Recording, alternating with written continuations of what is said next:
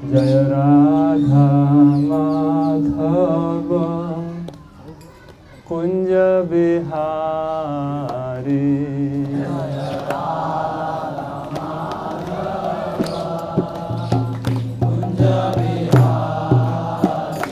जय राधा माधव कुंज बिहारी।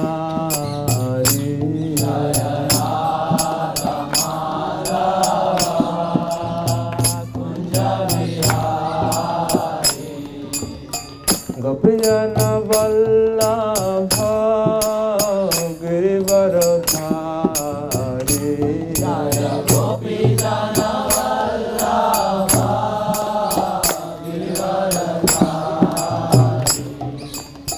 गोपीजन वल्लभ गिरिवरधारी।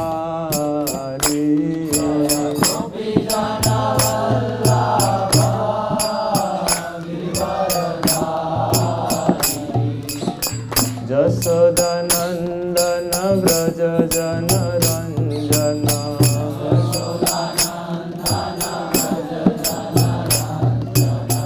यशोदानंदन व्रज जन रंजन।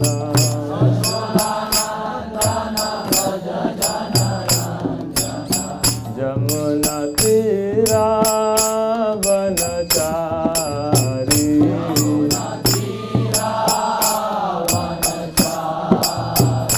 जमुना तेरा वनचारी।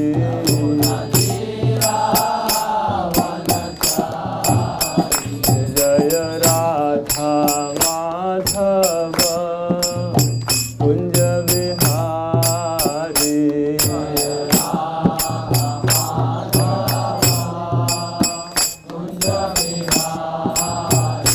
जय राधा माधव कुंज बिहारी।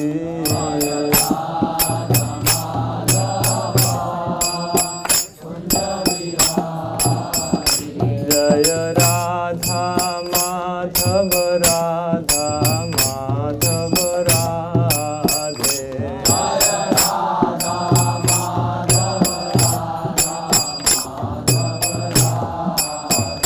जय राधा श्याम सुंदर राधा श्याम सुंदर राधे।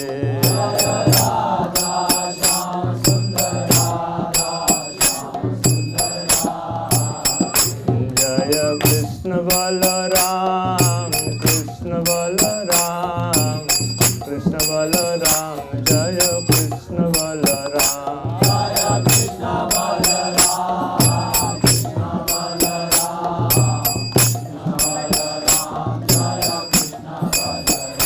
जय गौरनिताय गौरनिताय गौरनिताय। जय गौरनिताय।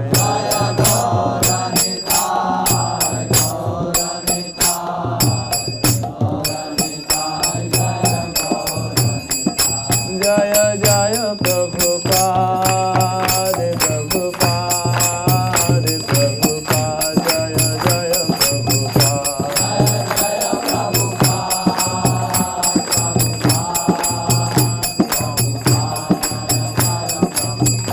जय जय प्रभुपाद प्रभुपाद प्रभुपाद। जय जय प्रभुपाद।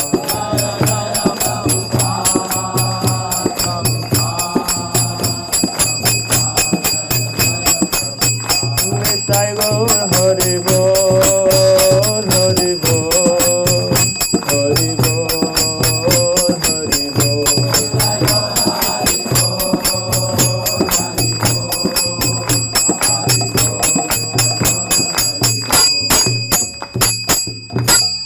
जय श्री श्री राधा श्याम सुंदर जी की। श्री श्री कृष्ण बलराम जी की। श्री श्री गौर निताय जी की। शिल प्रभुपाद की। समवेत भक्त वृंद की। निताय गौर प्रेमानंदे हरि हरि बोल। हरे कृष्णा। आज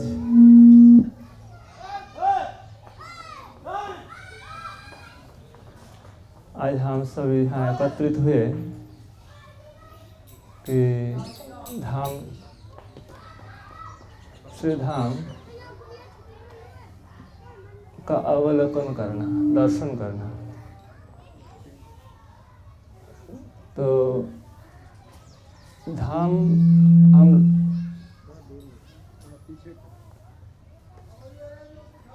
धाम दर्शन हम लोग क्यों करते हैं? धाम दर्शन का क्या महिमा है?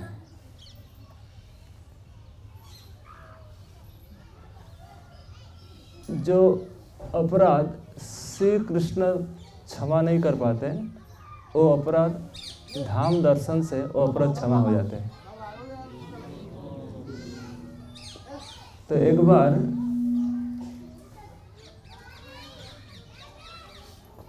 ब्रह्मा जी भगवान श्री कृष्ण के चरणों में अपराध किया। आप लोग जानते हैं ब्रह्म विमोहन लीला। तो भगवान कृष्ण और जो हम जाएंगे बिहार वन में, जहाँ ठाकुर जी भोजन कर रहे हैं और सखा को उच्छिष्ट खा रहे, अवच्छिष्ट खिला रहे। तो ये दृश्य देखकर ब्रह्मा जी के मन में संशय हुआ कि ये भगवान नहीं हो सकते।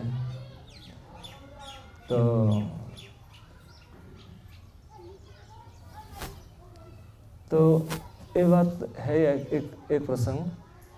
और एक बार ब्रह्मा जी भगवान श्री कृष्ण के जो सखाए हैं सबको 1 साल के लिए भगवान श्री कृष्ण से दूरी बना दिया था, दूर कर दिया था। 1 साल का विरह था। तो 1 साल का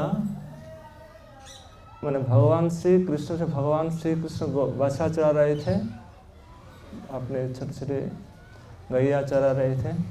और चराने के बाद भगवान तो ब्रह्मा जी परीक्षा लेने के लिए गया कि ठाकुर जी ये भगवान है कि नहीं, साक्षात श्री कृष्ण है कि नहीं। इनसे परीक्षा लेने के लिए सारे जितने बछड़ा को एक जगह चुरा लिया, मैंने चुरा छिपा के रख दिया। तो रखने के बाद भगवान श्री कृष्ण देखे हमारे सब सखाई कहाँ गए, देख नहीं पा रहे। तो भगवान जान गए कि ब्रह्मा जी करतूत है, भगवान ब्रह्मा जी ने ये सब काम किया। तो भगवान श्री कृष्ण ने फिर से एक सेट अपने बना के फिर घर लौट कर आए। और ठाकुर जी ने एक लीला है कि ब्रज गोपिया की इच्छा थी कि श्याम सुंदर कैसे अपने बच्चे के समान दूध पान कराए, ऐसे एक कथा आती है। तो कहने का उद्देश्य है ब्रह्मा जी भगवान श्री कृष्ण के चरणों में अपराध किया। अपराध क्या था? अपराध ये किया कि 1 साल तक भगवान श्री कृष्ण से अपने सखा अपने बछड़ा गो बालकों को दूरी बना दिया, ये अपराध किया। तो जब बाद में पता चला कि भगवान ब्रह्मा ने महसूस किया कि हमारे अपराध हो गया भगवान श्री कृष्ण के चरणों में, तो उन्होंने क्षमा प्रार्थना किया। और प्रार्थना के बाद उन्होंने एक बड़ा स्तुति किया। भगवान ब्रह्मा जी ने भगवान श्री कृष्ण जब जान गए कि भगवान श्री कृष्ण है, तो उनके क्षमा प्रार्थना के लिए बड़ी लंबा स्तुति की। स्तुति करने के बाद भी भगवान खुश नहीं हुए, प्रसन्न नहीं हुए। फिर कहे ब्रह्मा जी 3 बार वृंदावन की ब्रज की परिक्रमा लगाए, 3 बार त्रिपरिक्रमा, 3 बार परिक्रमा लगा के भगवान कृष्ण प्रसन्न हुए। और प्रसन्न के बाद भगवान अपना कुछ बात की। देखिए एक दूरी बना दिया, ये भगवान का पसंद नहीं था। और इंद्र भी अपराध किया, इंद्र भी भगवान श्री कृष्ण के चरणों में अपराध किया। अपराध क्या था? भगवान इंद्र कहे कि इस समस्त ब्रजवासियों को मार डालो, ये सब हमारी पूजा रोक दिया। हमारी जो पूजा जो है ये ब्रजवासी ने रोक दिया। इसको सबको आदेश दे दिया कि ये सब ब्रजवासियों को विनम्र शब्द आया नश्यति, नष्ट कर डालो। तो ये शब्द कहे तब इंद्र ने जब बरसात किए, खूब बड़ा बहुत भारी वर्षा किए, तो सारी ब्रजवासियों को भगवान ने एक जगह में बुला लिया। आपने गिरिराज धारण किया, गिरिराज के नीचे सभी ब्रजवासियों को एक जगह पे बुला लिया। तो भगवान को ये चीज़ पसंद आया कि सारे ब्रजवासी को दूर दूर जाकर मिल नहीं पाते, आज सारे ब्रजवासी हमारे साथ हैं। एक नज़दीक बनाया, दूरी बनाया, इंद्र ने अपराध करके सब ब्रजवासी एक जगह पे बुला लिया। तो भगवान इस चीज़ से पसंद, बहुत खुश हुए और इंद्र स्तुति किए, किंतु 2-4 श्लोकों में स्तुति करके भगवान कहे कि तुम वर मांगो। तो वर मांगो क्या? अपने दर्शन दिया, अपना अभिषेक कराया और जो कुंड बना, गोविंद कुंड बन गया। तो कहने का उद्देश्य ये है कि अपराध किया दोनों ही, ब्रह्मा जी भी अपराध किया और इंद्र भी अपराध किया। ब्रह्मा जी अपने गोप सखा को भगवान श्री कृष्ण से दूरी बना दिया, इससे भगवान नाराज हुए। और इंद्र भी अपराध किया, इंद्र ने अपराध के माध्यम से सभी ब्रजवासियों को एक छत्र में, एक जगह में भगवान श्री कृष्ण के साथ मिलन करा दिया। ये भगवान का बड़ा मन में संतोष हुआ और संतोष के कारण सभी ब्रजवासी इंद्र को वरदान दिया और अपना सुंदर वचनों से जो चीज़ मतलब ब्रह्मा को प्राप्त तो कहने की यहाँ से शिक्षा ये मिलती है, जो भी भक्त है उसको अगर भगवान से दूरी बना दे तो भगवान बहुत खुश नहीं होते, भगवान प्रसन्न नहीं होते। और कोई भक्तों को अगर हम भगवान से जोड़ दे तो भगवान बहुत खुश होते हैं। तो अपराध जो है, हम लोग सब अपराध करते, कभी कभी अपराध बन जाते हैं, अपराध के कारण, राग देश के कारण अपराध कर बैठते हैं और भक्तों को दूरी बना, भगवान से सेवा से वंचित कर देते हैं। ये कभी होना नहीं चाहिए। कहने का उद्देश्य शिक्षा इससे ये लेनी है कि हम भक्तों को कैसे जोड़ें, भगवान के साथ लेकर आए। कि विषयासक्त जीव है, फिर माया में जाएंगे, फिर भगवान से भूल के रहेंगे, भगवान से दूरी बना लेंगे, फिर उनका जीवन फिर आना जाना चलता रहेगा। तो इससे हम सबको बचना पड़ेगा कि अपराध किसी प्रकार से ना हो। आज जहाँ अपराध किसी प्रकार से हो गया, जैसे वैष्णव अपराध हो गया, तो वैष्णव के चरणों में जाकर प्रणाम करना पड़ेगा। धाम से कहीं पे अपराध हो जाए, वहाँ प्रणाम से अपराध क्षमा हो जाते हैं, ये ध्यान रखें। कहीं पे किसी ब्रजवासियों के चरणों में अपराध हो जाए, वहाँ प्रणाम कर ले तो प्रणाम से अपराध क्षमा हो जाता है। तो और धामी से भी धाम श्रेष्ठ है, धामी से धाम श्रेष्ठ है। भगवान धाम से बहुत प्रेम करते हैं। भगवान श्री कृष्ण महावन में रहे, महावन से फिर वृंदावन आए। वृंदावन में जब जमुना देखे, वृंदावन के वनों का दर्शन किए, तो भगवान का हृदय बहुत प्रसन्न हो गए, बहुत प्रफुल्लित हो गए। और प्रफुल्ल के पश्चात भगवान कृष्ण सोचे कि मैं ही, सब ब्रजवासी सोचने लगे कि यही निवास करेंगे वृंदावन धाम में। ये जो वर्तमान समय बरसाना व गिरिराज पर्वत, जो गिरिराज धारण है, गिरिराज पर्वत है, ये बहुत बड़ा वृंदावन का क्षेत्र है। वृंदावन पंचकोशी वृंदावन तो एक निभृत निकुंज है, विशेष रासस्थली है। और ये भी जो है एक गोप माने कृष्ण का खेलने का स्थान है, किंतु वृंदावन के अंडर में है। वृंदावन में कृष्ण जो पंचकोशी के बाहर जो है, कृष्ण बलराम बचपन में खेल खेलते थे। तो ये जो क्षेत्र आप देखते हैं, ये क्षेत्र है बलराम जी के क्षेत्र है। तो बलराम जी यहाँ आए और यहाँ आकर उनका मन में आया कि मुझे रास करना है, हाँ, रास किए भी। और यहाँ प्रश्न किसी टीकाकारों ने प्रश्न उठाया कि भगवान कृष्ण का गोपी के साथ भगवान श्री राम ने रास किया क्या? नहीं, भगवान बलराम के अपने परिकर हैं, अपने परिकरों के साथ रास किया। तो यहाँ उन्होंने जब आए रास किए, यहाँ सब रासस्थली है, बलराम जी के ये जो क्षेत्र है ये भगवान बलराम के रासस्थली है। तो उन्होंने जब यहाँ आए, गोपियों को प्यास लगी और प्यास बुझाने के लिए जमुना जी को बुलाया। और जमुना जी कहे कि आप मुझे जेठ लगते हैं तो हम कैसे जाएं, किंतु वो नशे में थे। नशे के कारण उन्होंने जमुना जी का आकर्षित किया और आकर्षित करके जमुना जी को उल्टी माने विपरीत धाराओं में बहा दिया। कि एक यहाँ का विशेष स्थली, मैं यहाँ आया था 96 या 97 में, फिर आया ठीक से जस्ट आके दर्शन करके चला गया। किंतु एक बार शाम के टाइम आया था तो 96-7 में वैष्णव महाराज के साथ आया था, तो हम वैष्णव दास के नाम से जाए। तो कहने का उद्देश्य ये है कि जो भक्त प्रचार करते हैं ये सबसे बड़ा भूरिदा है, भूरिदा जाना, कि इतने भक्तों को एक साथ एकत्रित करके भगवान के चरण में लाना, ये सबसे बड़ा प्रशंसनीय है। हाँ, ब्रज में रहना, और जो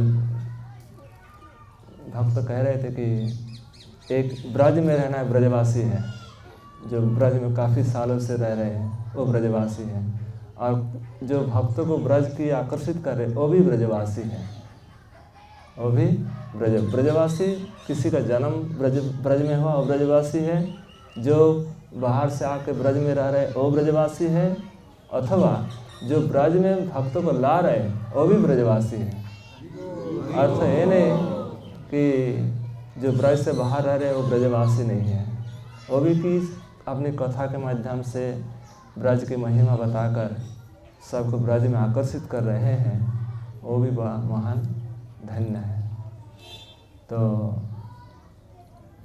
यहाँ कृष्ण का विहार, कृष्ण इसी स्थान विहार भी किए। जब कृष्ण का बचपन की अवस्था, छोटी अवस्था थी, तो भगवान कृष्ण कहे कि कब तक घर में रहेंगे, मुझे भी गैया चराने के लिए जाना है। माँ किसी प्रकार से अनुमति प्रदान नहीं, अनुमति नहीं, अब तुम बहुत छोटा हो, अभी मत जाओ, और थोड़ा बड़ा हो जाए, इस प्रकार से टालते रहते थे। फिर धीरे धीरे से भगवान श्री कृष्ण अपने चाचा उपानंद जी के पास जाएंगे। उपानंद जी से कहेंगे, चाचा जी आप थोड़ा सा कुछ सहायता कीजिए कि मुझे गोचारण की परमिशन मिल जाए। तो कहे कि ठीक है, हम लोग चर्चा करेंगे। चर्चा करने के बाद निर्णय हुआ कि छोटे छोटे बच्चा को जो है कृष्ण चरा सकते हैं, क्योंकि छोटा छोटा है, नज़दीक रहेंगे, कोई भाई नहीं। तो जब इस प्रकार से माने गायों को पालन करने लगे, तो गाया का प्रेम हो गया भगवान श्री कृष्ण से, कि जैसे बार बार हाथ फेराना, उसको प्यार करना, वो थोड़ा सा अपनापन मानने लगता है। तो भगवान श्री कृष्ण जब थोड़ा सा और बड़े हुए, तो भगवान कृष्ण कहे कि मैं बड़ा गाया को ले जाएंगे, छोटा गाया को नहीं, बड़े सब को ले जाएंगे। किंतु माँ ने कहा कि नहीं, तुम बहुत छोटा हो, नहीं जा सकते। फिर बलदाव जी कहेंगे कि नहीं, क्योंकि भगवान कृष्ण जब जाने लगे, माने इसके भी एक उत्सव मनाएंगे। भगवान कृष्ण ऐसे नहीं छोड़ेंगे, कोई भी भगवान कृष्ण के अंदर कुछ भी अनुष्ठान करते पहले उत्सव का रूप मनाते, मिठाई खिलाते, सब गया के पूजन करते, सुंदर से उसको सजाते, फिर गया को ब्रज की ओर भेजते गोचारण के लिए। तब भगवान कृष्ण जब अपने हाथों से जब सबका पूजन किया, सबका श्रृंगार किया, सबका भोजन कराया, ये भी टीकाकार ने लिखे कि उन्हें हजार वक्ता भी अगर कहना शुरू करे, इसका महिमा बोलने समर्थ नहीं होंगे कि कृष्ण की कैसे शोभा निकले। और ये जो गोपाष्टमी गया, ये गोपाष्टमी दिन भगवान कृष्ण ने गोचारण के लिए प्रस्थान किया। तो मां सब गोपों ने निर्देश दिया कि छोटा छोटा गया भगवान कृष्ण के साथ जा सकते हैं। किंतु अभी क्या हुआ ना, जब जाने लगे, भगवान कृष्ण कहे कि ठीक है, बड़े गए जाने दो, छोटे गए बाद में जाए, इस प्रकार से। किंतु क्या भगवान जब छोटे छोटे गाया, भगवान कृष्ण अगर नहीं जाए तो कोई जाने के लिए तैयार नहीं होते। भगवान कृष्ण जहाँ रुक जाते गया भी रुक जाती है। तो कृष्ण से तब बलदाव जी ने कहा कि मैया ये घटना है, तो कृष्ण का आप अनुमति दीजिए कि हम सब ठीक ठाक करके इसको ठीक करके रखेंगे। तो जब बलराम जी ने जब अनुमति प्रदान की और मैंने बोले माँ से, तो माँ ने कहा कि ठीक है। फिर माँ यशोदा ने सभी ग्वाल वालों से कहेंगे तुम आगे रहना, पीछे रहना, सुबह सीधा सबको आगे पीछे घेर करके रहना। भगवान कृष्ण ये जो लाला जो है, कन्हैया जो है, ये पेड़ देखने से चढ़ जाएगा। ये फल से बहुत प्रेम करते हैं, जहाँ फल का पेड़ देखेंगे ये चढ़ जाएंगे, कुछ विपद हो जाएगा। तो इसलिए इसको पेड़ में चढ़ने नहीं देना। हाँ, इसको साथ साथ घेर के रहना। हाँ, ये कहीं पे देखेंगे कूद जाएंगे, जहाँ कोए हैं व किसी प्रकार से जंतु जानवर है उसके पीछे पीछे दौड़ के चले जाएंगे। तो इसे करने मत देना, सब घिर के रहना और नज़दीक रहना, जल्दी आ जाना। हाँ, काफ़ी दूर मत जाना। तो इस प्रकार से जिस माँ इससे शिक्षा देती है कि सबको सेवा में लगाया, सभी गोप सखाओं को भगवान कृष्ण की सेवा में लगाया, जो माने कृष्ण का हित चाहते हैं। हाँ, जो कृष्ण से कैसे प्रेम करना है माँ ने सिखाया। तो इस प्रकार से हम सब भक्तों का एक ही कर्तव्य है कि सभी कृष्ण को कैसे सुख मिले। सभी भक्तों का एक ही लक्ष्य क्या होनी चाहिए, कृष्ण को कैसे सुख मिले। अगर हमारे सुख की चिंता करें तो वहाँ प्रेम नहीं होगा। वहाँ जैसे हम सब क्या करते हैं, हमारे लक्ष्य को भूल जाते हैं। हमारे जो लक्ष्य है और लक्ष्य को भूल करके विषय की प्राप्ति के लिए धावित होते हैं। भक्त बन गया किंतु लक्ष्य विषय है, तो विषय प्राप्त होकर ही रहेगा। भले हमारे लक्ष्य जो हम भजन सब कुछ कर रहे हैं, हम साधना सब ठीक ठाक कर रहे हैं, किंतु हमारा लक्ष्य है विषय। लक्ष्य प्राप्त नहीं होगा, क्या प्राप्त होगा, विषय प्राप्त होगा। तो इसीलिए हमेशा ध्यान रखें कि विषय मेरा लक्ष्य नहीं है, लक्ष्य है हमारा प्रभु। जैसे गोपिका काम करती, घर के काम करती थी, जैसे साधारण गृहस्थी काम करती है ऐसे काम करते गोपियाँ, किंतु लक्ष्य है श्री कृष्ण, है कि नहीं। प्राप्त क्या हुआ, भगवान श्री कृष्ण प्राप्त हुआ।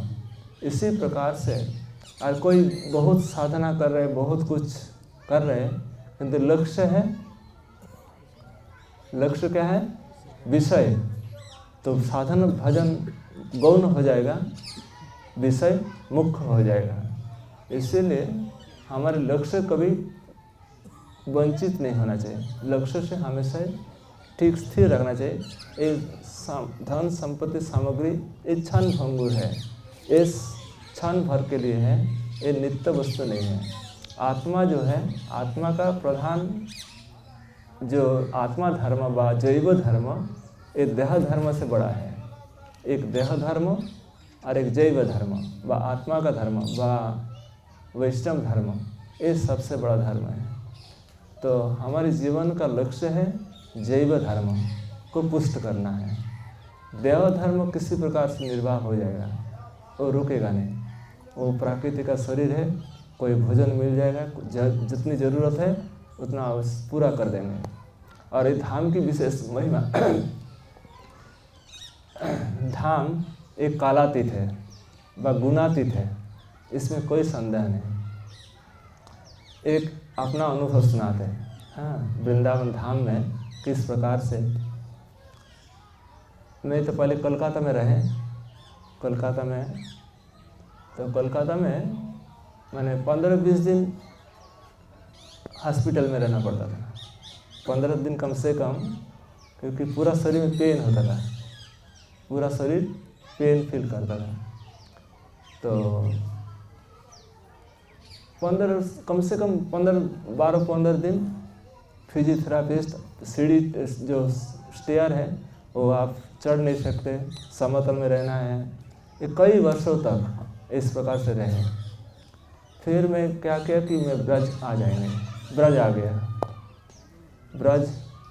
ब्रज आ करके मुझे लगता है कि 15-20 दिन में ऐसे मतलब रिकवर हो गया, आज तक उसका रिकवर हो गया। ब्रज की देखिए महिमा, देखिए जो चीज़ में बहुत पैसा खर्चा किया इसके लिए, ना जाने हजार मैंने पैसा कोई चिंता नहीं, पूरा पैसा खर्चा करके भी ठीक नहीं हो पाया, वो चीज़ ब्रज में आकर 1 महीना भी नहीं हुआ, पूरा ठीक हो गया। कहने का उद्देश्य ये लक्ष्य नहीं है कि शरीर ठीक करना ब्रज के लक्ष्य नहीं, कि ब्रज में जो बड़ा बड़ा दुरारोग जो व्याधि कोई दवाई से ठीक नहीं कर पाते, वो रोग वो व्याधि ब्रज में आने से ठीक हो जाते। ऐसे बहुत सारी घटना है अपने भक्तों के जीवन में। कोई गिरिराज जी की परिक्रमा की, उनका इच्छा माने जैसे गिरिराज जी महिमा देखिए। जैसे गोपीजन जब भगवान श्री कृष्ण अंतर्धान हो गए तो भगवान सभी गोपियाँ गिरिराज जी के तलाट में रोई थी, बहुत क्रंदन किए थे। और क्रंदन के पश्चात वो रोने का स्थान है जो गिरिराज जी तलाटी जो है, वह वृंदावन क्षेत्र सभी जगह जहाँ गोपी आंखों से आंसू गिराई, और उसके पश्चात भगवान कृष्ण ने उनको दर्शन दिया। कहने का उद्देश्य ये है कि ये जो वृंदावन जो है ये प्रेम भूमि है, ये भोग भूमि नहीं है। ये जितना सबसे प्रेम करेंगे, जितना आदर करेंगे, सबसे सर्वभूतेषु दयया, एक भागवत में श्लोक आया, सर्वभूतेषु दयया संतुष्ट केन दया सर्वभूतेषु येन केन वा इंद्रियार्थेषु वैराग्यम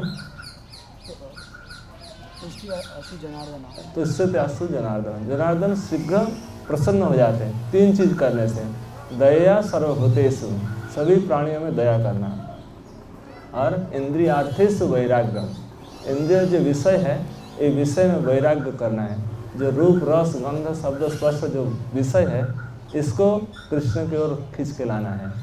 और संतुष्ट जेन केन वा, संतुष्ट अपने को संतोष रखना है। जैसे अभी नियम व्रत चल रहा है, जैसे नियम मास, इस समय कुछ छोटा से छोटा नियम धारण करना चाहिए कि इस महीना में जीभा में अच्छा पदार्थ नहीं डालेंगे, जीभा को थोड़ा संयत करेंगे, क्योंकि जीभा किसी का संयत हो गया तो सब कुछ जीत लिया। जीतम रसे सर्वम जियेत, सर्वम जीते। जिन्होंने रस को जीत लिया, जीभा को जीत लिया, उस सब कुछ जीत लिया। तो इसीलिए जीभा का भी ध्यान रखना सबसे बड़ा कर्तव्य है कि जीभा अगर ठीक हो जाए हम नाम का रस ले पाएंगे। हम तो भक्त बन गए तो नाम का रस नहीं आ रहा है। इसका कारण एक है कि हम जीभा हमारा कंट्रोल में नहीं है, जीभा अनकंट्रोल है। अगर जिस दिन जीभा कंट्रोल हो जाएगा, अब मान लीजिए आपका नाम रस आने लगेगा, नाम का रस इतने प्रबल है आपका सारा रस फीका कर देंगे, कुछ अच्छा नहीं लगेगा। ऐसे से महात्मा मैंने ब्रज में देखा, 1 दिन नहीं 2 दिन तक निराहार रहते, कुछ आहार नहीं करते और जीभा पे नाम चल रहे हैं। ऐसे से महापुरुष को मैंने दर्शन किया।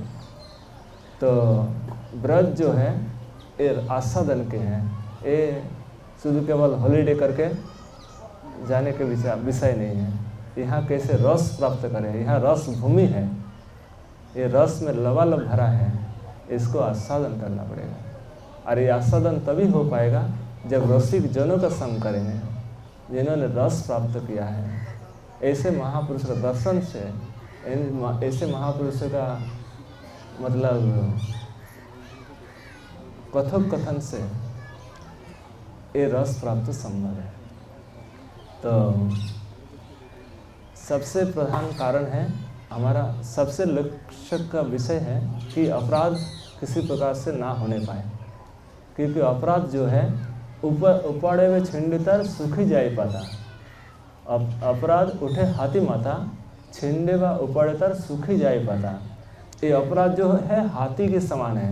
हाथी जिस प्रकार से लताओं को छेदन करते, उखाड़ के फेंक देते, उसी प्रकार अपराध जो है, जो भी कुछ हम पुण्य कर्म किए, जो भी कुछ हम धाम दर्शन वैष्णव सेवा करके जो भी कुछ अर्जन किए, वैष्णव अपराध से सब समाप्त कर देते हैं। और एक चीज़ ध्यान की चीज़ है कि हम जो भी कुछ करते हैं इससे पुण्य बनता है।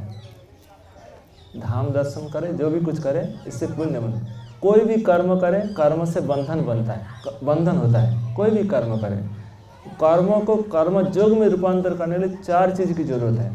सबसे पहले है कि अकर्तृत्व, कर्तृत्वहीनता, कर्तृत्व का अभाव। मैंने किया, इस चीज़ का अभाव करना पड़ेगा। मैं नहीं किया, ये धारण रखना पड़ेगा। पहले है कर्तृत्व का अभाव। दूसरा नंबर है फल का अभाव। कर्तृत्व का जो फल होता है, फल का भी समर्पण करना पड़ेगा। फल जो है, फल का अपने लिए नहीं, ये फल श्याम सुंदर के लिए, फल का समर्पण। फिर तीसरा है भक्ति योग। भक्ति योग मतलब प्रेम से करना पड़ेगा, उससे प्रीति मिलाना पड़ेगा। जो भी सेवा करे उससे प्रेम भाव रखना पड़ेगा। तीसरा है प्रीति संभव व भक्ति योग व प्रीति योग व जो भी कहे। और चतुर्थ है कि राग द्वेष का अभाव। ये 4 चीज़ होने से कर्म योग में रूपांतर होगा। अन्यथा कर्म बंधन देने वाला हो जाएगा। तो हम ब्रज में जो कुछ भी कर रहे हैं, ये सब भगवान को सुख पहुँचाने के लिए। यहाँ जो चीटी भी है, ये सब ब्रजवासी है। यहाँ जो कुछ हमका नज़र में आ रहे हैं, ये सब ब्रजवासी है। किसी का भी दुख ना पहुँचे, सबका हित चाहे, सबकी हित प्रार्थना करेगी, सबकी कल्याण हो, तब तब हमारे धाम दर्शन सार्थक होगा। अन्यथा धाम दर्शन में कुछ अधूरा रह जाएगा। न तो धाम दर्शन में बहुत फल है, धाम दर्शन से धामी भी रिझ जाते हैं। धाम दर्शन से धामी भी रिझ जाते। धामी मतलब श्री कृष्ण। कुछ भी अपराध हो चुका है, अन्य क्षेत्र कृतम पापम पुण्य क्षेत्र विनश्यति, पुण्य क्षेत्र कृतम पापम वज्रलेप भविष्यति। हम जो कुछ भी अपराध हो चुका है, अगर ब्रज में आने से अपराध समाप्त हो जाते हैं। अब ब्रज में रहकर कुछ अपराध बन जाए, वो नष्ट होने वाला नहीं। तो इसलिए सावधान यही रखें कि हम ब्रज की श्याम सुंदर की प्रसन्नता कैसे हो, उनसे ही प्रार्थना करें, हे प्रभु आपको कैसे सुखी करें। अगर हम इस प्रकार से चले, निश्चित रूप से हम ठीक ठाकुर जी के जो दृष्टि आकर्षण कर पाएंगे। तो नियम यही है ब्रज में रहने का। ब्रज में रहने, जैसे हम ब्रज में रहते हैं व ब्रज का दर्शन कर रहे हैं, हमारा लक्ष्य ये है कि लक्ष्य यही होना चाहिए कि हम किस प्रकार से भगवान से होता है। क्या हमारे मन इतना कुछ करने पर भी मन विषय की ओर जा रहे हैं, मन विषय की ओर जा रहे हैं। तो विषय की ओर से खींच के लाना है और कृष्ण से इसको निवेश करना है हमारे। और जो इंद्रिया है, इंद्रियों को भगवान, जैसे कालिया नाग, भगवान श्री कृष्ण कालिया नाग के जो फन है, फन के ऊपर नृत्य किए और नृत्य करके सारा विष निकाल दिया। इसी प्रकार हमारे इंद्रिया जो है, इंद्रिय के ऊपर जब भगवान श्री कृष्ण नृत्य करेंगे तो भी इंद्रिय का विष निकलेगा। इंद्रिय विषय के विष खींच रहे, इंद्रिय का काम है कुछ देख रहे वहाँ से भी विष ले रहे, कुछ खा रहे वहाँ भी विष ले रहे। किंतु ये विष लेना तब बंद होगा जब कृष्ण इस इंद्रिय पर नृत्य करेगा। जब कृष्ण इस विषय इंद्रियों पर नृत्य करेगा तभी ये इंद्रिय विष मुक्त होगा। तो इसीलिए इंद्रियों को विष मुक्त करने के लिए निरंतर अहरनिश महाप्रभु चैतन्य चरितामृत में कई जहाँ जहाँ उपदेश प्रदान किए, निरंतर सदा निरंतर लह कृष्ण नाम, अहरनिश चिंत कृष्ण बलह बदने, मतलब दिन रात कृष्ण नाम स्मरण करो। अगर इस प्रकार से नाम से कनेक्शन जुड़ा रहे तो हम आसानी से अपराध से मुक्त होकर भगवान की ओर सीधा चल पड़ेंगे। नाम अपराध, वैष्णव अपराध से भी मैंने बचना पड़ेगा। जहाँ कोई अपराध हो, या मैं गुरुजनों के मुख से सुना है, कोई अपराध आपको हो रहा है कि यहाँ अपराध बन गया, तो वहाँ प्रणाम कर लीजिए निःसंकोच से, अपराध क्षमा हो जाएगा। कुछ अपराध ऐसे हैं जहाँ अपराध क्षमा नहीं हो पाते, तो वहाँ निरंतर कृष्ण नाम का स्मरण करें।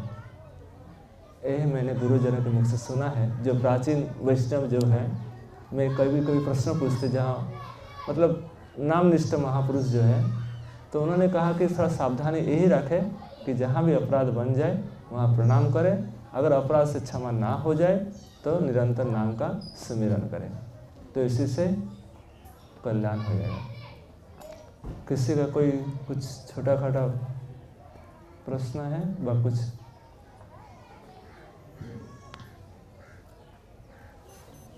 और ले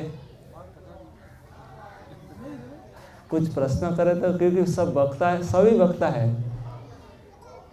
यहाँ जो है, सभी वक्ता है। हम तो जस्ट मतलब यहाँ बैठ गया तो ये नहीं कि हम वक्ता ही हैं। हाँ, यहाँ सभी बड़े बड़े वक्ता, और प्रभु जो कह रहे थे, बड़े सुंदर कथा कह रहे थे। हाँ, सुंदर, मुझे बहुत अच्छा लगा। तो ऐसे सभी वक्ताओं को मुख से सुनने से अच्छा लगेगा, 5-10 मिनट करके। यस प्रभु, बोलते हैं। हाँ,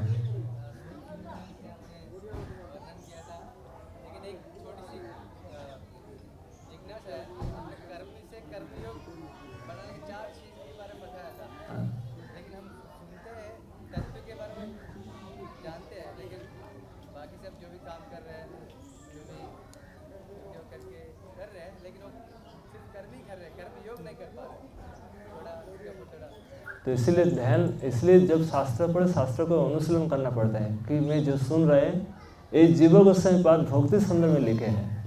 ये जो मैंने सुना यहाँ भक्ति संदर्भ में, इसलिए जीव गोस्वामी पाद इसका टीका में लिखे हैं, कोई भी कर्म करे उससे कर्म बंधन होता है।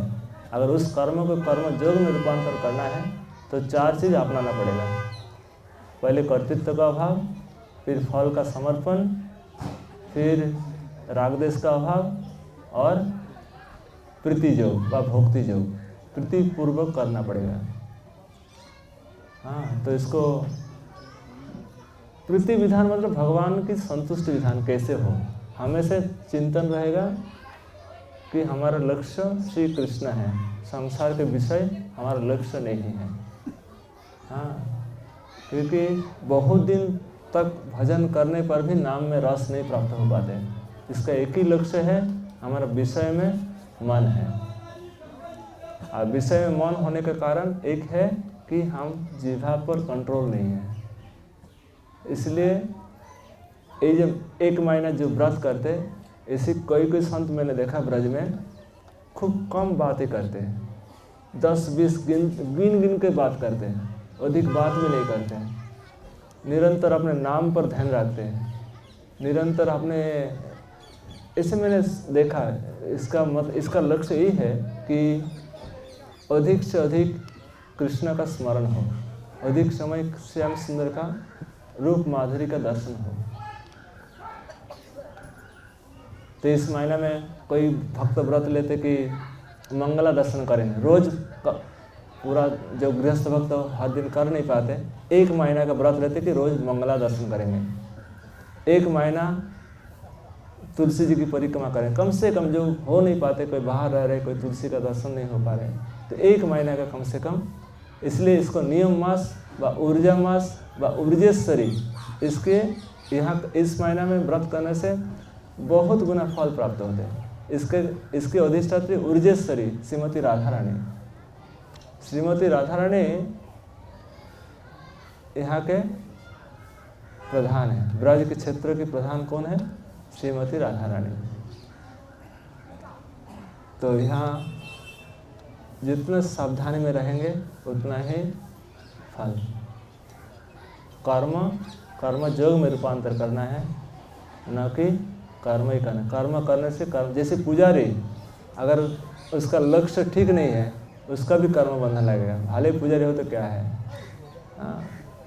इसीलिए पुजारी होकर अगर अपने सब कुछ समर्पण ठीक से नहीं कर पाते, लक्ष्य ठीक नहीं है तो उसका, इसलिए किसी विशेष गाइड में रहना, भक्तों को जो है विशेष अनुभवी भक्तों को सान्निध्य करना है, संग प्राप्त करना है कि हमको हमेशा नज़र में रखे, हमारे हमेशा ध्यान में रखे।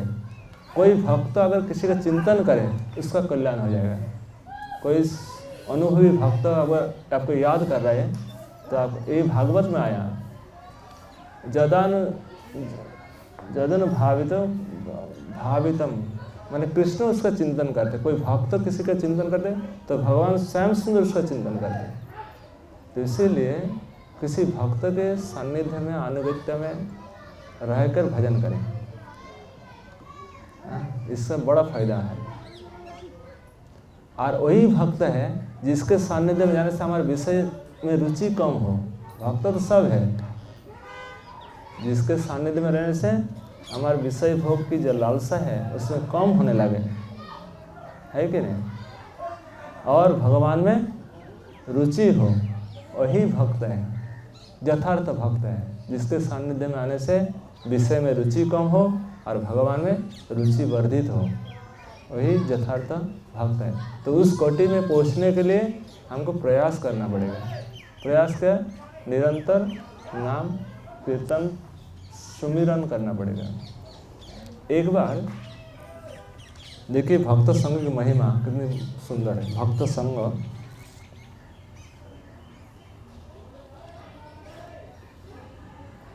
भक्त संघ से क्या प्राप्त होता है?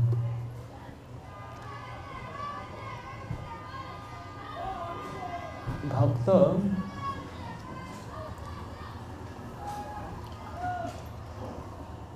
एक बार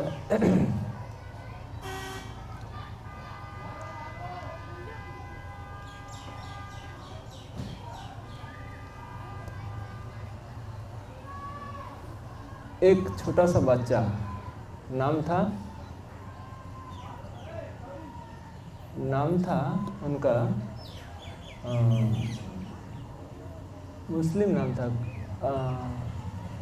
जो भी है कुछ नाम था, बाद में याद से बता देंगे। तो वो बचपन से मिठास के प्रति बहुत लोभी थे, मिठास के प्रति बहुत लोभ था। तो सोचे कि कुछ मिठास मिल जाए। माँ से बार बार जाके बोलते माँ मुझे मिठास दीजिए, और गरीब है, अपना धन की अभाव है, मिठास कहाँ से रोज रोज लाए। तो कहे कि बेटा तू राम नाम जप कर, राम जी तुझे मिठास दे कर जाएगा। हाँ, तो माँ क्या करती थी, एक आसन देकर बैठा देते।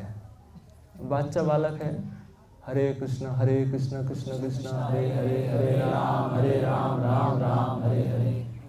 माँ क्या करती, पीछे से एक छोटा सा लड्डू रख के चली जाती और कहे कि कुछ समय 10 मिनट 20 मिनट के बाद जब जागते तो देखते हाँ मिठास है, हाँ मुझे तो मिठास। आँख बंद करते कौन दे जाते, कोई कुछ पता थोड़ी। माँ ने कहा कि राम जी आकर दे जाएंगे, निश्चित है राम जी आकर दे कर गया होगा।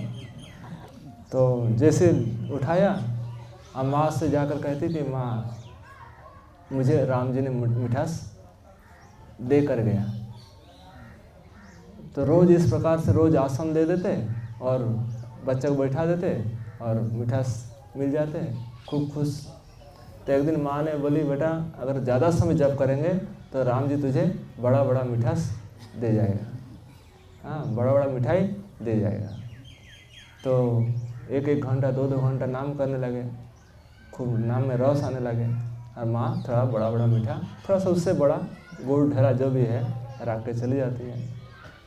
माँ मुझे बहुत बड़ा मिठास मिला, हाँ आज प्रभु ने बहुत बड़ा मीठा दे दिया, हाँ, खूब खाया। तो इस प्रकार से जब उनका नाम में अधिक रस आने लगे, घंटों घंटों से सुबह से लेकर शाम तक नाम करने लगे। और नाम करने के बाद एक दिन कहे कि माँ, मुझे और मिठास की ज़रूरत नहीं, मुझे आज्ञा दीजिए, मैं वृंदावन मैं वन में चले जाऊंगा और वहाँ जाके प्रभु का नाम जप करना। एक्चुअली माँ थी हिंदू, बाप था मुसलमान। उनके जो संतान थे उनका नाम, एक अच्छे महापुरुष से मैं ये घटना को सुना था, तो उन्होंने कहा था कि उस माँ ने कहा कि बेटा तू वन में चले जा और वहाँ जाके भजन कर। माँ की आज्ञा थी कि भजन करने का, और वो चले गए और निरंतर नाम का रस लेने लगे। और देखिए प्रचार की एक महिमा कथा। प्रचार में एक बार जो यहाँ के वृंदावन के भक्त बाहर जाते रहते प्रचार के लिए, तो एक बार अरब देश में पहुँच गया। कहाँ पहुँच गया? अरब देश, मुस्लिम देश में। और वहाँ जाकर कथा करने लगे। और कथा में कोई भी आकृष्ट हो जाते, तो वह एक मुस्लिम लड़की देखने में बहुत सुंदर, कथा सुनकर, ब्रज की कथा सुनकर उनको बहुत अच्छा लगा। तो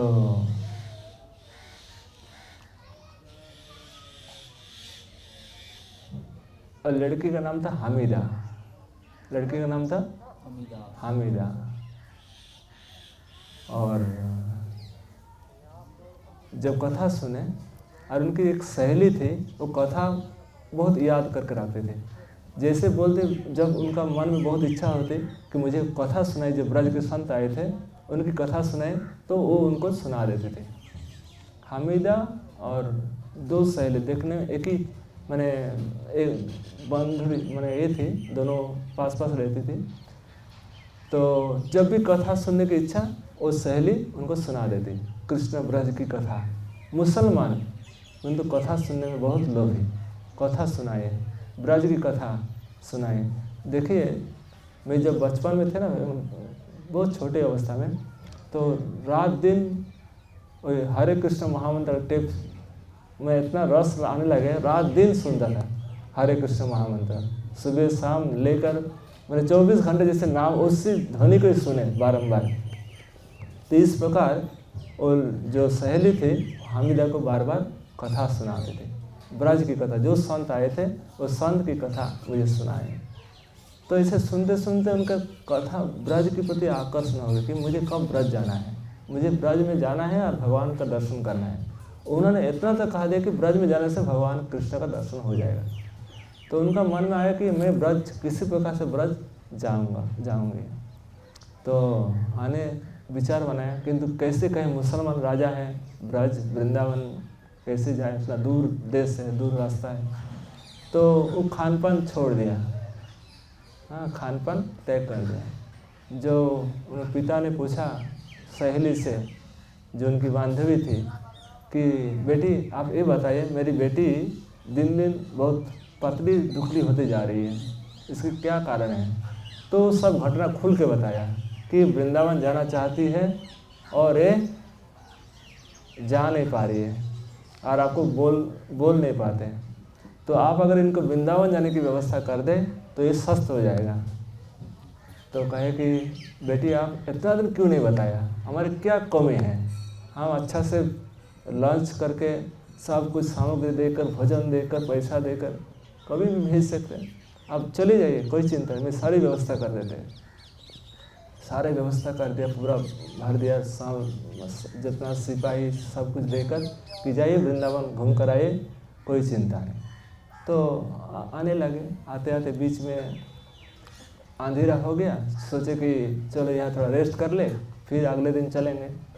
तो वहाँ कुछ डाकातों ने सारा सब कुछ छीन लिया। डाकातों ने सब कुछ छीन लिया और उनका बिल्कुल दोनों, लड़की जो था हामिदा, उसको भी लेकर गया। उसको लेकर किसी और को दे दिया, बेच दिया। वो किसी घर के दासी बन गए, मतलब एक घर काम करने वाली बन गए। तो कहे कि अभी क्या करें? तो जिसके हाथ में तो वो भी राजा था, ये भी राजा की बेटी, वो देख कर पता चला कि ये तो कोई साधारण घर की बेटी नहीं है, बड़े घर की बेटी है। तो पता चला कि अच्छे घर के बेटी है। तो उन्होंने कहा कि बेटी आप यहाँ से रहिए, कोई चिंता नहीं।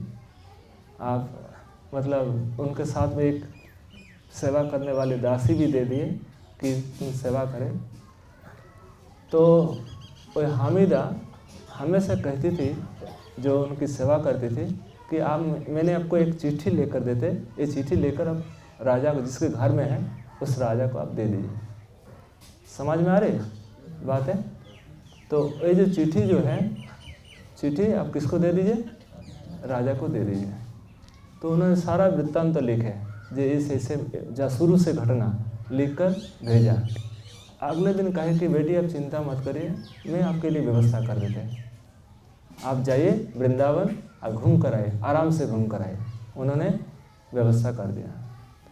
तो जब आए तो ठाकुर जी उस समय वृंदावन में लता कुंज में रहते थे, महल में नहीं रहते थे। किसी लता के नीचे ठाकुर जी विराजमान होते थे।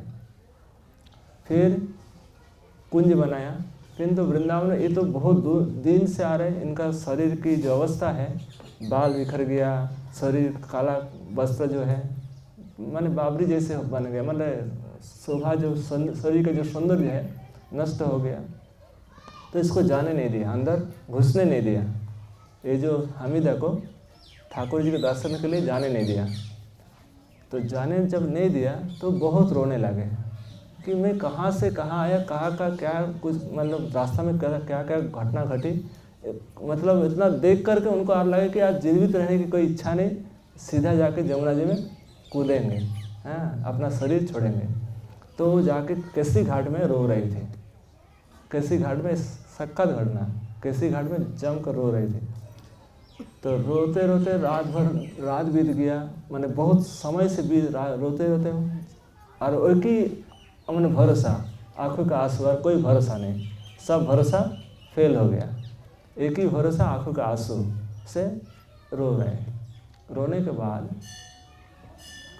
एक रात को मैंने गभीर रात में देखे कि सुंदर एक ज्योति दिखाई दे रहे, ज्योति आ रही है। ज्योति, एक सुंदर नाव देखे, नाव में जब नज़दीक आए देखे सुंदर राधा श्याम सुंदर का मैंने झांकी देखे। आसपास ललिता विशाखा और सुखिया सब भजना मन गा रही है, बजा रही है। तो एकदम नज़दीक आ गए। नज़दीक आकर वो जो हामिदा को एक सुखिया आकर अपने हाथ से उठा कर लेकर जाकर नाव में बैठाया। नाव में बैठाकर और कहे कि चले हमारे साथ अभी नित्य विहार करिए। इस प्रकार से देखिए, जब आप उत्कंठा किसी को बाढ़ता है, उत्कंठा वृद्धि होती है, तो ठाकुर जी दर्शन देते हैं। तो इसीलिए यहाँ कहने का उद्देश्य है कि हमारी उत्कंठा कितनी है, व्याकुलता कितनी है भगवत प्राप्ति के लिए। जब व्याकुलता बढ़ेगी, निश्चित रूप से भगवान किसी न किसी उपाय से दर्शन देंगे। हमारी उत्कंठा व्याकुलता को बढ़ाना है भजन के माध्यम से। तो इस भजन जो है, भजन से धीरे से महाप्रभु, इसलिए जब महाप्रभु ब्रज में आए कार्तिक पूर्णिमा में, ब्रज में आकर महाप्रभु 2 महीना रहे। 2 महीना आकर महाप्रभु अधिक समय इमली तला में रहे। इमली तला में सुबह से लेकर 12 बजे तक भजन करते थे, बिना खाए भी, कुछ खाते पीते नहीं। 12 बजे के बाद महाप्रभु प्रसाद भक्षण करते थे अक्रूर घाट में। फिर सुबह आ जाते थे इमली तला में। महाप्रभु के इमली तला भजन स्थली है। जब ब्रज में आए, 12 वनों का दर्शन किए। दर्शन के बाद महाप्रभु देखे बहुत भीड़ हो रहा है, बहुत लोग डिस्टर्ब कर रहे हैं भजन में। डिस्टर्ब होने के कारण महाप्रभु इमली तला में आकर भजन करते थे और अक्रूर घाट में जाकर प्रसाद सेवन करते थे। अक्रूर घाट आप लोग देखे, भद्रोड़ होके सामने अक्रूर घाट, हाँ, बहुत नज़दीक है, वृंदावन से बहुत दूर नहीं है। तो इस प्रकार से वृंदावन हमारे ब्रज में आने का लक्ष्य है कि हम किस प्रकार से हमारा व्याकुलता बढ़े। कब ब्रज आएंगे, ये 2-4 दिन के प्रसाद नहीं प्राप्त होता है। और इसको बढ़ाने के लिए, इसका और रुचि और इसकी मतलब तीव्रता बढ़ाने के लिए एक ब्रज में बार बार आना पड़ता है। कि हमारे भक्ति में और वृद्धि हो। हाँ, भक्ति को बढ़ाने के लिए ब्रज बड़ा सुंदर क्षेत्र है। यहाँ की लता पाता, यहाँ जो लता पाता देखते हैं ये दिन में पेड़ बन जाते हैं, रात में सब सखा सखी बन जाते हैं। हाँ, ये ब्रज के संतों के मुख से सुना, इसलिए यहाँ ब्रज की कोई लता पाता कोई तोड़ते नहीं है कि ना जाने कौन महापुरुष कौन महानुभाव यहाँ किस वेश में खड़े हैं। आप वन विहार लीला में देखिए, जहाँ भाई जी ने भी लिखा और आनंद वृंदावन चंपू और गोपाल चंपू में लिखे हैं कि ठाकुर जी को सुख प्रदान करने के लिए ये जो सखा है ये लता पाता और सुंदर सुंदर पुष्प बन जाते हैं कि ठाकुर जी हमारा स्पर्श कर दे, थोड़ा सा हमको ये करे, आदर करे, मैंने देखे हमारी तरफ। ये सब सखा ही ये सब पेड़ बन जाते हैं, लता पाता बन जाते हैं। तो इसी लता पाते को आप आलिंगन करें, आप थोड़ा सा इनका आशीर्वाद लें कि मुझे बार बार ब्रज आने का अवसर हो प्राप्त हो, तो निश्चित रूप से आपकी प्रार्थना ठाकुर जी ये लता पाता श्रवण में, ये साक्षात ठाकुर जी की शाखा है, आप मान के चलिए। तो ये साधारण लता पाता नहीं है। ब्रज की जो भी संत आप देखेंगे ये किसी को ब्रज छोड़ने का मन नहीं करते। तो कोई संत गुरु जी ने कहते कि बेटा तुम चले जाओ प्रचार के लिए, बाहर चले जाओ, तो ब्रज छोड़ना नहीं चाहते, तो लता से जाकर लिपटते मतलब चिपकते कि हाँ मुझे ब्रज में रखिए, बार बार ब्रज से प्रार्थना कर लता से, और लता उसको मंजूर कर देते कि ठीक है कोई चिंता नहीं। हाँ, किसी को मतलब ब्रज के बार बार आना है तो लता को बार बार कहिए कि मुझे ब्रज आने का अनुमति प्रदान करें। आज देखना आप हर साल आपको ब्रज आना संभव हो जाएगा। एक ही लक्ष्य रखें कि हम ब्रज की लता पाता से प्रेम करें, रज से प्रेम करें। ये रज साक्षात रज रानी है, एक सुखी है, ये रज रूप में निवास कर रही है कि सबका रज मुझे प्राप्त हो। हाँ, ये रज नहीं है, ये साक्षात मतलब एक देवी है। तो आज सेवा कर रहे ये रज, ना जाने कितना जन्म का भाग्य है जो मुझे रज का दर्शन प्राप्त हो रहा है। ये रज साक्षात स्वयं सुंदर। ब्रज में ऐसे कोई स्थान नहीं है जहाँ ठाकुर जी का चरण ना पड़ा हो, ऐसे कोई लता पाता नहीं है जहाँ ठाकुर जी ना चढ़े हो, कोई लता पाता ऐसे नहीं जहाँ जिसकी पाता ठाकुर जी ने स्पर्श ना किया हो। यही के महान महत्पुरुषों का यही कहना है कि ब्रज की लता पाता से खूब आदर करें, खूब सम्मान करें, खूब उनका लाड़ प्यार करें, और उनकी आपकी जो प्रार्थना है वो निश्चित रूप से पूरा करेंगे। हाँ, ये ब्रज की लता पाता, इसके यहाँ का जो कुंड है, यहाँ के जो छोटे छोटे जीव भी है, आपको बहुत बड़ा आशीर्वाद देने में समर्थ है। यहाँ के एक छोटा सा भी प्राणी, छोटा सा भी जीव, छोटा सा भी जो ये है चींटी है, बहुत बड़ा कुछ आपको आपका मनोरथ का पूर्ण करने में समर्थ है। हाँ, यहाँ के बराबरी किसी बॉम्बे का हाई लेवल का जो हाँ जो मकान है, वह जो फ्लैट है, हाँ, वो पूरा नहीं हो पाएगा। यहाँ का ज़मीन इतना कीमती है, यहाँ का जो रज इतना कीमती है। हाँ, तो ब्रज की रज से प्रेम हो। बम्बई शहर अच्छा है, भगवान की लीला स्थली है, क्रीड़ा स्थली है। भगवान कभी कभी हाँ, क्योंकि सब विषयी जीवों की यहाँ बुलाना है। जो जीव वहाँ फंसे हुए हैं, सब फंसा हुआ जीव को यहाँ बुला लेते हैं, सबको नहीं बुलाते। जो जीव माने इससे मुक्त होना चाहते हैं कि नहीं भाई मुझे विषय नहीं चाहिए, मुझे आप चाहिए, तब ठाकुर जी बुलाते हैं। तो ठाकुर जी उसी को बुलाते हैं जो उनसे प्रेम करना चाहते हैं।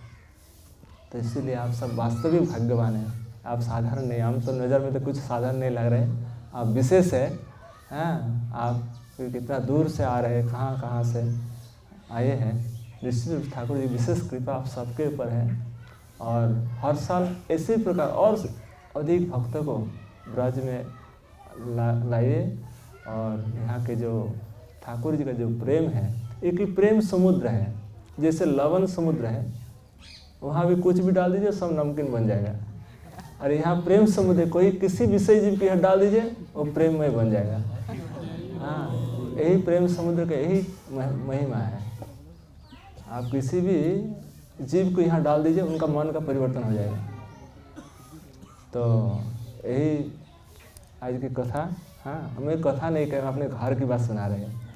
हम थोड़े ही वक्ता है, वक्ता तो और कुछ कहेंगे विस्तृत रूप से। आप अपना घर की बात, जैसे अपना परिवार के होते ना, परिवार की बात परिवार के लोग ही समझते हैं। तो यह कथाकार के रूप से नहीं मैं कथा किया, हाँ अपना मानकर कि जस्ट कुछ सुना मैंने, एक ठाकुर जी की कुछ विशेष कृपा है। हम वास्तविक कथाकार नहीं है 100%, हाँ हम ऐसे बोल लेते, जो अनुभव कुछ आता है, कुछ देखने को मिलता है, मैं इसको शेयर कर देते। तो एक ऐसे कोई देखे ना, कथा का कोई क्रम भी नहीं है, कथा का कोई विशेष, माने हमारा भाषा भी हिंदी नहीं है। मेरी भाषा हम बंगाल के हैं, पश्चिम बंगाल के। हमारा जन्मभूमि बंग भूमि। मैंने पहले पढ़ना भी नहीं जानता था हिंदी, फिर यहाँ जब ब्रज में आए सब सुनते सुनते देखते देखते मैंने सीख गया। देखिए ठाकुर जी कृपा है, हाँ सीख गया, तो कुछ बोल भी लेते, ऐसे कोई विशेष कुछ नहीं है। तो मेरी इच्छा है कि आप सब वास्तविक भगवान के भक्त हैं। और मुझे यहाँ ब्रज में लाए थे गौर कृष्ण महाराज। मैं एक बार 2002 में महाराज जी कथा थी मायापुर में, तो मैंने कथा में गए, तो हमको लगा कि ब्रज के अतिरिक्त मुझे कुछ अच्छा नहीं लग रहा है। तो मैंने आया और ब्रज के बरसाना में रहे 7-8 महीना, 7-8 महीने बरसाना में रहे। फिर वहाँ आए वृंदावन में। पहले वृंदावन मुझे सूट नहीं करता था, मैं कई बार आए, किंतु उसमें नमकीन पानी था, कोई कुछ खाने पीने से शरीर सूट नहीं होता था। फिर जब बरसाना से आए, बरसाना से एंट्री हमारा मान लीजिए, एंट्री बरसाना होकर वृंदावन आए। किंतु ऐसे वृंदावन आने से मैं 2-3 बार प्रयास किया था, मैं रुक नहीं पाया, मुझे फिर वापस जाना पड़ा। किंतु जैसे मैं बरसाना आया, बरसाना से मुझे वृंदावन प्रवेश हो गया।